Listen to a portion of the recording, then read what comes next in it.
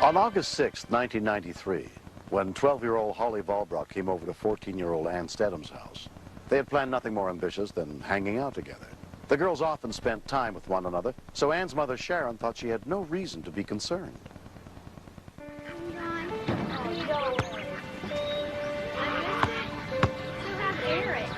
Annie and Holly are good friends. They like to do a lot of things together.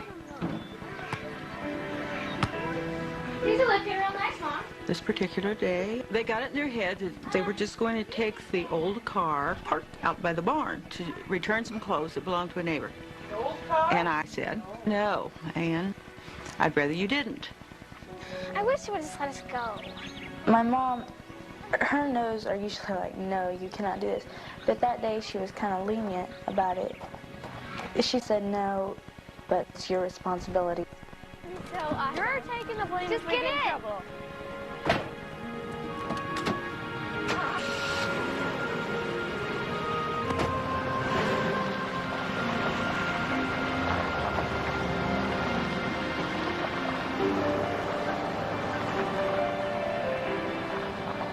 Ann would not be old enough to get a license to drive legally on the roads for 2 more years. Oh, awesome.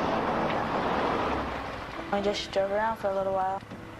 Hollywood asked to drive, and so we switched back and forth. Since we had driven before on the farm, we didn't think it was any big deal. John Valbrock is a reserve officer with the local police department, and 12-year-old Holly's father. Oh my God. Holly! It's legal for them to drive them in the pastures, but they're not supposed to get them out on public roadways. So unfortunately, you get 2 kids together, and sometimes it's what one doesn't think of, the other one will. And once you start sliding on gravel, that's it.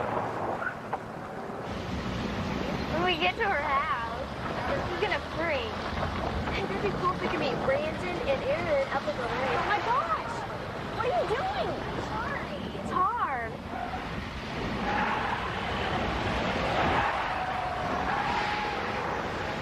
Oh my God!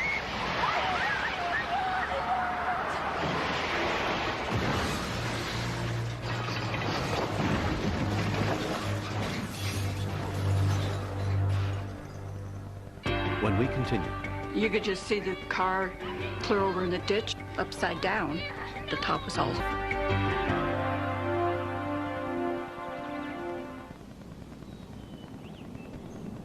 I remember waking up, Holly! not really knowing what had happened. And I just started yelling Holly's name. She couldn't answer me. Holly! Holly! I was afraid to see what had happened. So I squeezed out of the back window. I just took off running. I thought she was dying. I thought she was dead already. Help! Charlene Anderson lived in the next farmhouse down the road from the accident. Help! I heard somebody holler. Somebody help me! Help! The Stedham girl was in my front yard, covered with blood. You could just see the car clear over in the ditch, upside down.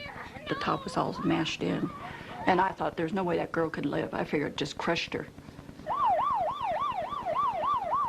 Within minutes, Chillicothe Fire Rescue arrived at the scene, including paramedic Jim Saylor. My partner got out, and I took the ambulance on down. You okay?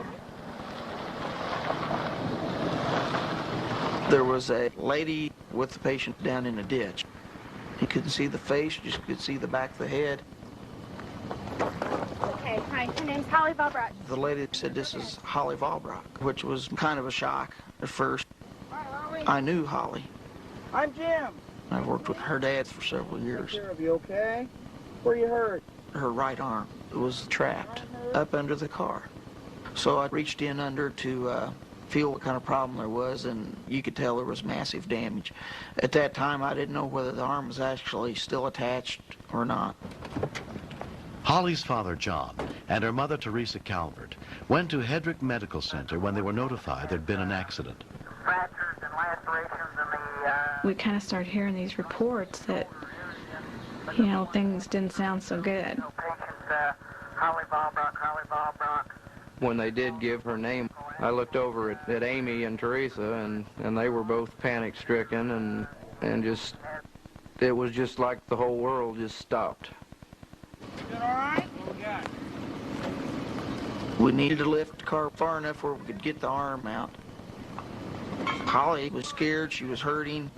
There wasn't a lot of bleeding because the weight of the car put pressure onto the wound. But we didn't know, exactly what was going to happen when we lifted the car off. Grab that arm. Help me bring that out. Okay, good. There was massive damage to the shoulder area. Part of the bone where it fractured was sticking out. You could see the ball in the socket. This may hurt a little. Your head. We kept telling her not to look at it. Don't look at the arm. All right, we need the collar on. That's that arm. I didn't think there was any way that they would be able to save that arm at all. Anne had suffered only a slight concussion as a result of the accident. You could hear him talking back and forth on the radios, saying everything that was wrong with her. They were telling me to quit crying. You remember what happened? But I couldn't because the radios were saying that it was worse than they thought. And I'm the one responsible for it.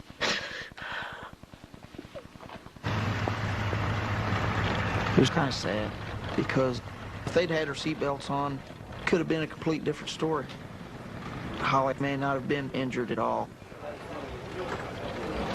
What happened? The attending emergency physician, Cal Greenlaw, happened to be Holly's doctor and a close friend of the family. When they brought Holly in, it was really difficult.